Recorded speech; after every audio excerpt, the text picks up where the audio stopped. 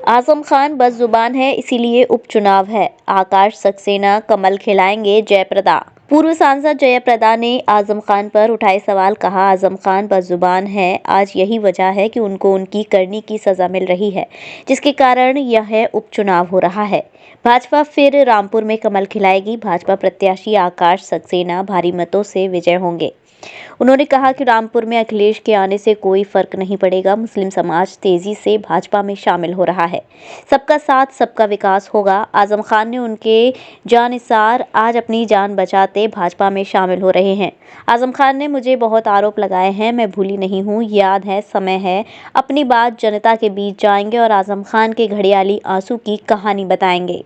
में क्या हम लोगों के लिए क्या हम रोजगार दे सकते हैं, या यहाँ पे उद्योग की बात होती है, लेकिन ऐसा कुछ भी नहीं है। सिर्फ एक परिवार के लिए रामपुर में हर 6 महीने में, हर 3 महीने में कुछ ना कुछ हो रहा है। तो आज मैं बहुत दुखी हूँ, क्योंकि मैं जब भी आई, रामपुर ने मुझे अपने पलकों में बिठा के मुझे 2 बार जिताया, और रामपुर के जनता को मैं शुक्रिया अदा करना चाहती हूँ। आज ये नौबत क्यों आया है, और क्यों लोग जो है बार बार एक ही परिवार को क्यों समर्थन कर रहे हैं। पिछली बार जो है, मैं धन्यवाद कहना चाहती हूँ कि बीजेपी के नाम से पहली बार जो है कमल खिला है लोकसभा चुनाव में।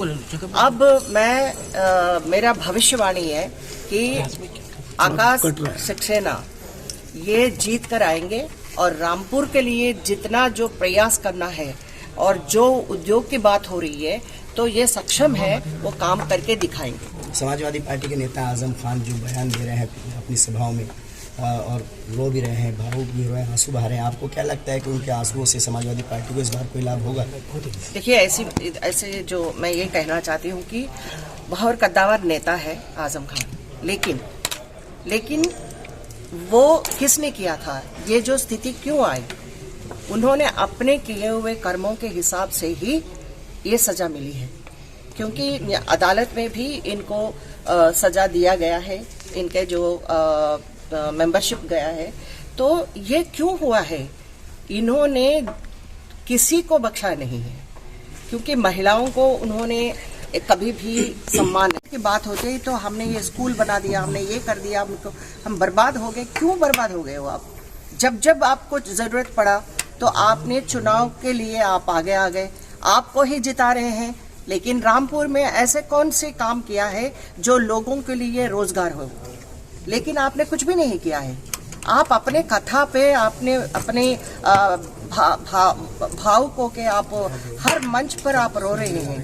कानून को आंसू नहीं चाहिए, कानून के विरुद्ध आप काम करते हैं, और महिलाओं को खासतौर अगर आप सम्मान नहीं करते हैं, और खासतौर जो ऑफिसर्स हैं उनके बारे में आप ऐसे गलत टिप्पणी करते हैं, क्या आपको छोड़ेंगे? कोई नहीं छोड़ सकता है। मैं पिछली बार बहुत दुखी थी। जब मैं रामपुर आती थी, मुझे रामपुर आने नहीं देते थे। मैं निर्वाचित सांसद रही, तभी मुझे मुरादाबाद जाना पड़ता था। और क्या महिला पाजेब से तुलना पड़ता है कि क्या हम पाजेब हैं? महिलाएं हम जो रेस्पेक्ट एक भाई की तरह हमने आपको राखी भेजा है, उसका कोई कदर नहीं है। आज रामपुर वाले आपको बार बार जिता रहे हैं, लेकिन रामपुर वालों के लिए आप कभी भी नहीं सोचा है। परिवारवाद अपनी पार्टी का, और परिवारवाद रामपुर में भी, जब तक ये खत्म नहीं होता है, रामपुर के लिए ऐसे कोई खुश हाल नहीं देख पा रहे।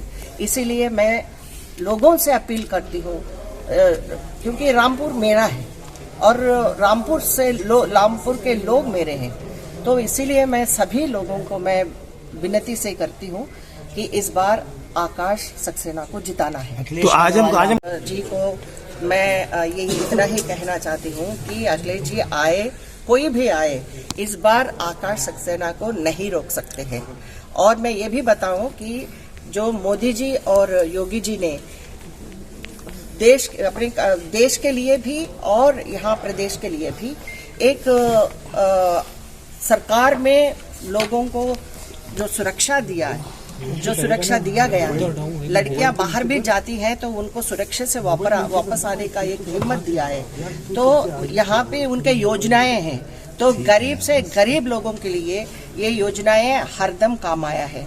और मैं इतना ही बताऊं कि ये जो लड़ाई है गरीब मुसलमानों की, उनके जो रक्षा करने के लिए, उनके जो सम्मान के लिए ये चुनाव चल रहा है। तो चुनौती देंगे आजम को? चुनाव तो दे ही रहे। आजम कहाँ है आजकल? सिर्फ रोते हैं। रोने से, कुछ घड़ियालों आंसू बनाने से कोई भी काम नहीं आता है, क्योंकि लोगों को चाहिए यहाँ पे डेवलपमेंट।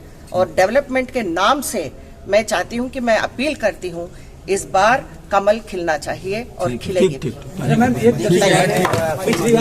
विश्व स्तरीय चिकित्सा सुविधाओं से युक्त JP diagnostics radiology and pathology centre, Mathura का पहला complete radiology and pathology diagnostic facility से सुसज्जित।